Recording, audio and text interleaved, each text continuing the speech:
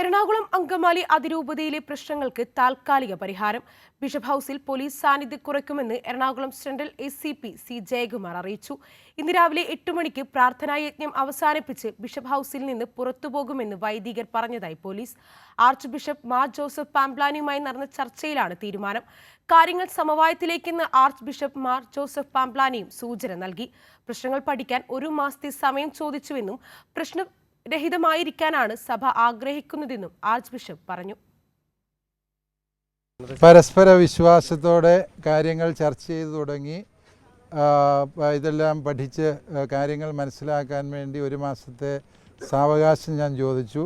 വൈദികരത് വളരെ പോസിറ്റീവായിട്ടെടുത്തു.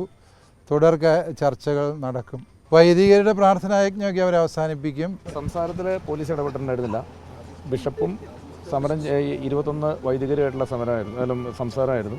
ഇത്രയും നേരം അവർ സംസാരിച്ചുകൊണ്ടിരിക്കുകയായിരുന്നു. ഇപ്പോൾ ഞങ്ങളെ ബിഷപ്പ് അറിയിച്ചിരിക്കുന്നത് അദ്ദേഹമായിട്ട് ചർച്ച ചെയ്ത് പോസിറ്റീവായിട്ടാണ് മുന്നോട്ട് പോകുന്നത്.